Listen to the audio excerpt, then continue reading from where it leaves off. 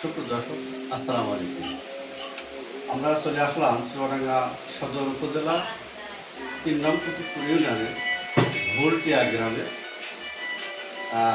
D মুক্তিযোদ্ধা রহমত আলীর বাসায়। মুক্তিযোদ্ধা রহমত আলী তিনি কেমন আছে যুদ্ধের পর থেকে, সেটাই বিষয় নিয়ে আমরা জানতে আসলাম। কেমন তার জীবন যাপন চলছে, কী ব্যবস্থায় আছে, তার যুদ্ধের পরে কর্মজীবন হিসাবে তিনি কি বেছে নিয়েছেন, সেই বিষয় নিয়ে আমরা বীর মুক্তিযোদ্ধা রহমত আলীর বাসায় আমরা অবস্থান করেছি। বীর মুক্তিযোদ্ধা রহমত আলী, চাচা আপনি কেমন আছেন? আল্লাহ রহমত আছি, ভালোই আছি। ভালো আছেন? শরীর ভালো আছে? বয়স হয়ে গিয়েছে, এখন কতটুকু ভালো থাকতে হবে। জি জি। আচ্ছা, আপনি কত সালে যুদ্ধ করেছেন? 1971 সালে। 1971 সালে। সে সময় আপনার বয়স কত ছিল? বয়স 23-24 এরকম হবে। 22-23-24। আপনি কত নম্বর সেক্টর ছিলেন এটা কি আপনার মনে আছে? 8 নম্বর।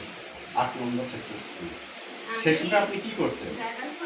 আমি যুদ্ধ যাওয়ার আগে 69 সালে আনসার ট্রেনের প্রশিক্ষণ নিলাম। জি।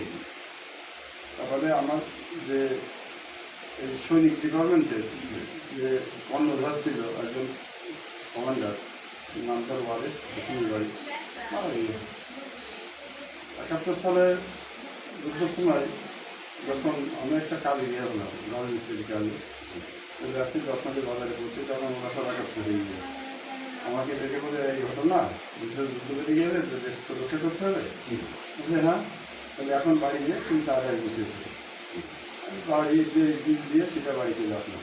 যে আমার মা ঘর নেই, আমার কাপড় চোপড় নিয়ে বেরিয়ে যাচ্ছি, তখন মা বসে ফোন করছে, আমি যার মানে যে আমি লিখে মিটিং হচ্ছে, আমি সেখানে যাচ্ছি, নিচে কথা জি জি। পাগল মাথা ছিল তো।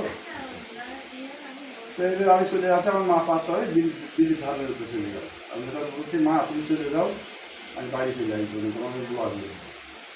10 মিনিট দিয়ে একত্রে দিয়ে 15-16 জন যোদ্ধা চুয়াডাঙ্গা শ্রীমন্দির আমাদের অংশগ্রহণ। রাতারাতি আমাদের পোশাকগুলো দিয়ে আমার ডিউটি এক্সেল অফিসে।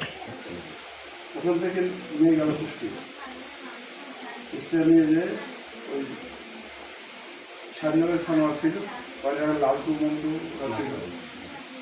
তো ওদের ওই সানোয়ারের গাড়িতে এই যে গুলি লাগলো, ওকে দিয়ে আমাকে দিয়ে সোনায় পাঠিয়ে দিল। পাঠিয়ে ওরা হসপিটালে ছিল।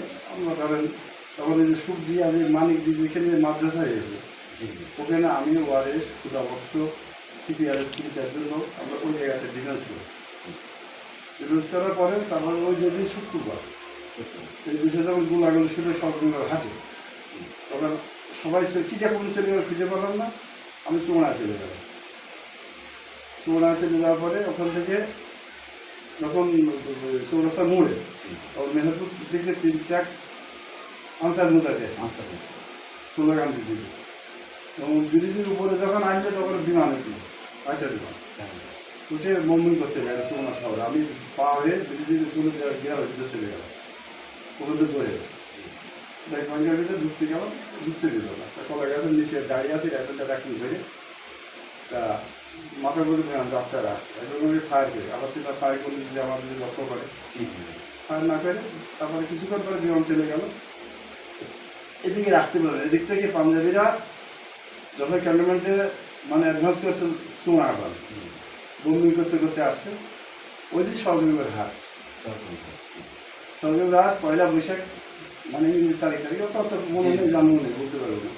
1লা বৈশাখ ওই দিন হাটের লোক মনে করছে বোধহয় ওরা এই স্লোগান দিয়ে এখন ওরা একবার গ্লাস ফায়ার করে, গ্লাস ফায়ার, মোটর ফায়ার, ওরা বহুত লোক মারা গেল সহযোগীদের হাট।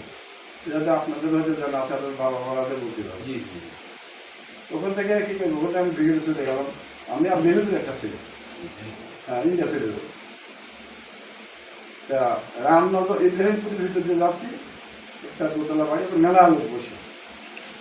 তো বলছে যে তোমরা কোথায় যাবো? আমাদের ইন্ডিয়াতে চলে যাবো, তো তোমাদের যার দেবো না, তোমাদের পাঞ্জাবিকে ধরে দেবো। নিচে কথা বলছে কি আগে জানি, সারাদিন কিছু খাই না। কারণ আমরা যদি গাড়ি থাকলাম, বসে থাকলাম বলছি, ভাই আমি তো খাইনি কিছু সারাদিন, শীতের বেলা হাঁটতে হবে, কিছু খাতে দেবেন?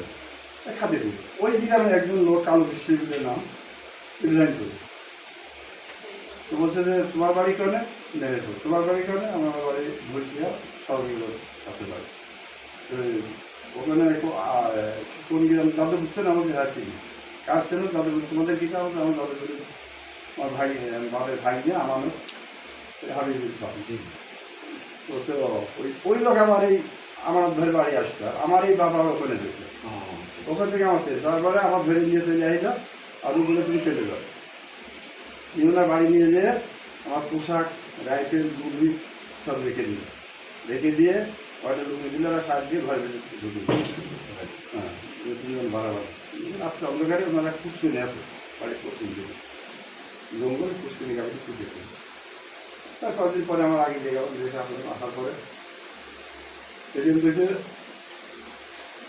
মানে ইন্ডিয়া দুবার গেলাম যে ঘুরে আসলাম পরে বলছে শুনছি যারা আনসার ছিল এদেরকে মেরে ফেলবে সে সময় কি আপনি আনসার ছিলেন? আনসার হ্যাঁ শুনুন আনসার প্রতিরোধ তো আমরাই করছি আগে প্রথম আনসার পুলিশ সেনাবাহিনী নৌবাহিনী বিমান বাহিনী মিলে তো আমরা আগে প্রতিরোধ তো আমরা আগে করছি জি জি আর মরছে তো আমরা আগে জি আগে। পুলিশ মরছে আনসার মরছে সেনাবাহিনী বিমান বাহিনী এরাই আগে মরছে তারপরে ওখান থেকে আসার পরে নিয়ে যাওয়ার তখন আমি বলছি কী করি ইঞ্জেকশন যেতে আগে তো পাস করি মা তো যাচ্ছে না মা তো পাগল তখন এর কাছে 5 টাকা 2 টাকা 3 টাকা নিয়ে কিছু পয়সা এলো আমি লবণ আমার নাম করে চলে গেলাম তারপরে আমার গিয়ে এই পাড়ারই একজন আমার ভুলে গেলাম চাষা আমি ইন্ডিয়া চলে যাচ্ছি তুমি আর আসবো না 1 সপ্তাহ পর আমার মাকে বলো ওটা ইন্ডিয়া যে মাঝদের ক্যাম্পে ওখানে স্টুডেন্ট লাগলো স্টুডেন্ট দেখে ওই নারায়ণপুরে আমাদের বাড়ি আগে ছিল কেনে নারায়ণপুর ওখানে বাড়ি মারলা পালেরা এই স্টেশনে শুয়ে আছে আমার দিকে বোঝা যে বাসের দরকার ছিল তুই এখানে আমি চাইলে এই রকম তখন ওর সঙ্গে হলো আমার নিয়ে যেয়ে মাছ দিয়ে মুখটা ক্যান্ড আবার দিয়ে আসি যাবো ওখানে তাদের মাউন্টপুরি রায় উকিল সহপুত্র ভুটান সাবদার ভাই ওদেরকে পালাম আর 4 দিন থাকার পরে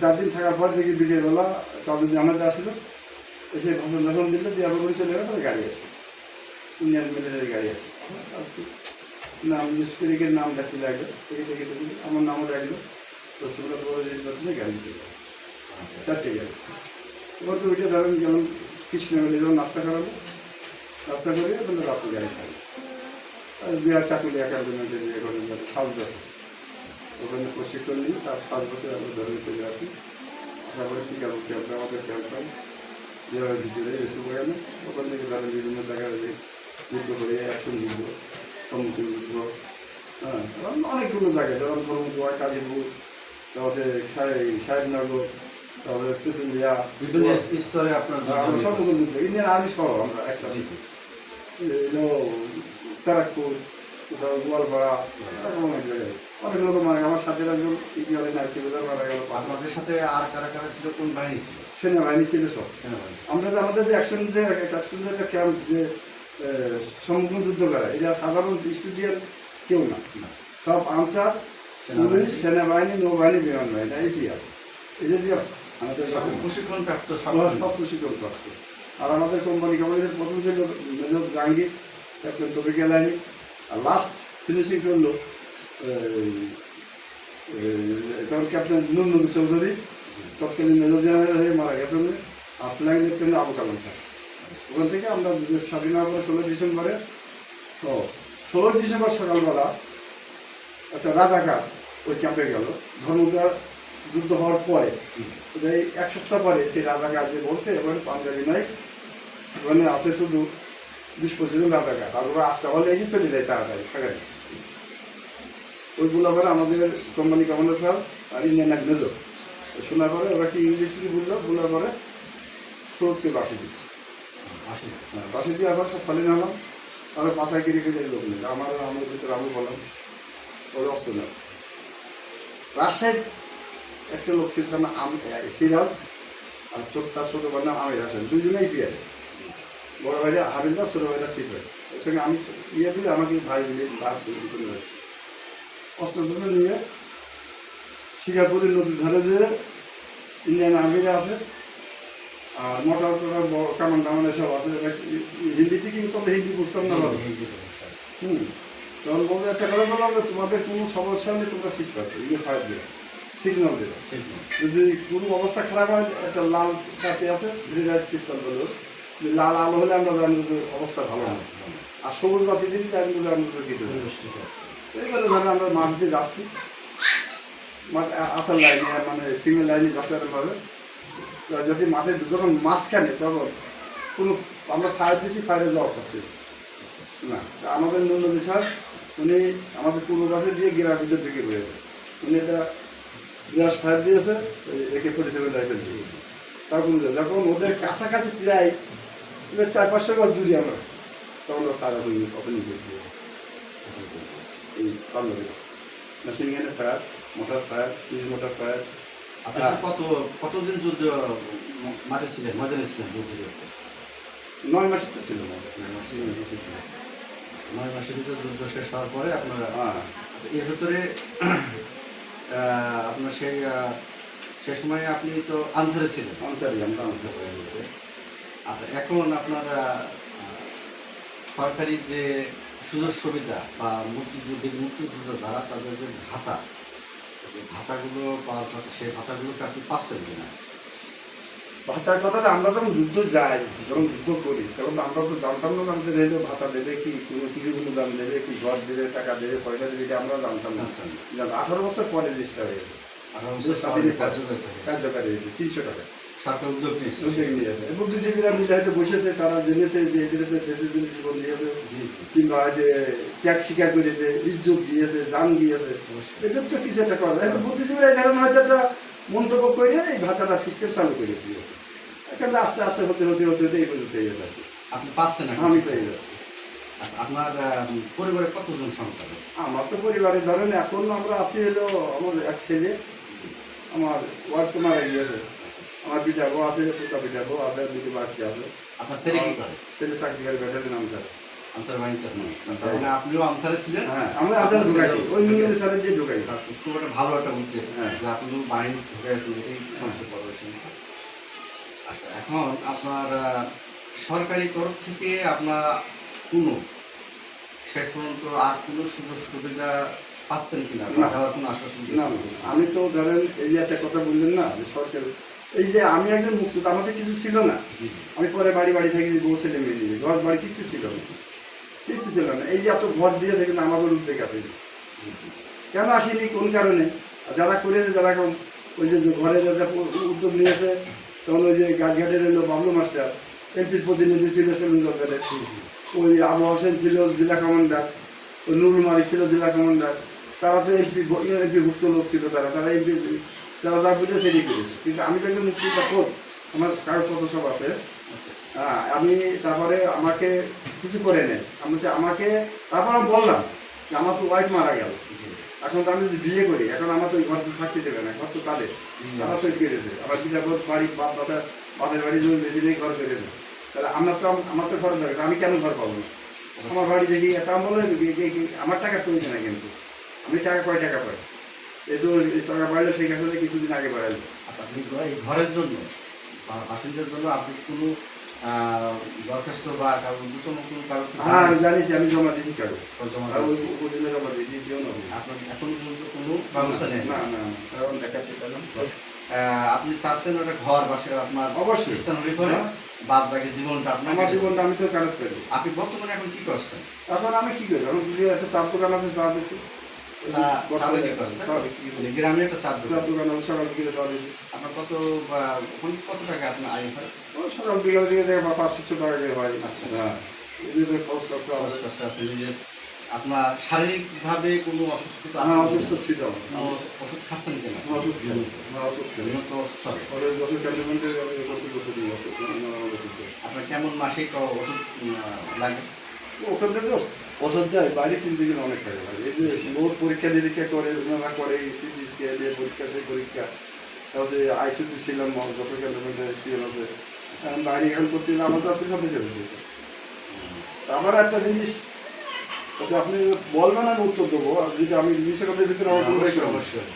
আপনার সাথে আশপাশ এলাকায় আপনার যার মধ্যে কারা মুক্তিযুদ্ধ করেছে এমন কোন ব্যক্তিত্ব আপনাকে মনে পড়ে, যেরকম আমার গ্রামে 71 সালে যখন যুদ্ধ আমি যাই, একটা প্রাণী নেই আমার গ্রাম থেকেও যায়নি, আমার গ্রামটা বৃহত্তম বড় গ্রাম, একটা লোকের যুদ্ধ যায় না, আমি একা গিয়েছি, আমি একা দেখা গেছে।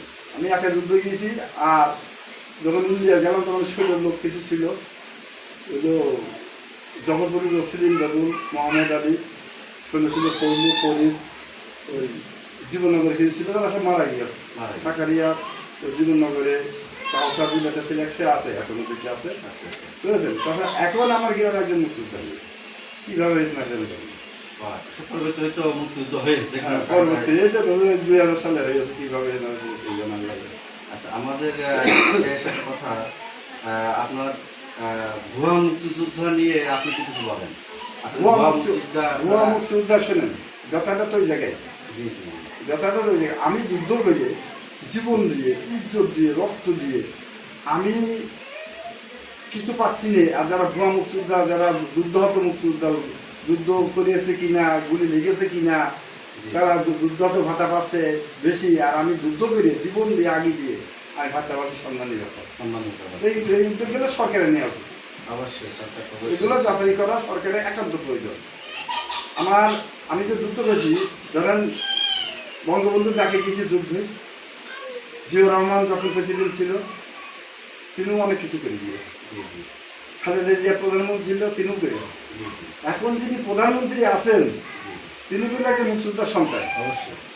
আমি কিন্তু জিয়াউর রহমান আমলে চাকরি করছি, তিনি আর আন্ডার কমান্ডও চাকরি করছেন, তিনি সৈনিক, আমি তো তখন একজন সৈনিক। কিন্তু তিনার সন্তান এখন তারেক রহমান, তারও বাপ নেই, মা নেই, ভাই নেই, বোন নেই। আমারও বাপ নেই, মা নেই, ভাই নেই, বোন নেই, আমারও কেউ নেই। আমি ছেড়ে একা, ওয়ান ম্যান শুধু, আমার কেউ নেই। আমি মুক্তিযোদ্ধা, আমি বিভিন্ন জায়গায় যাই।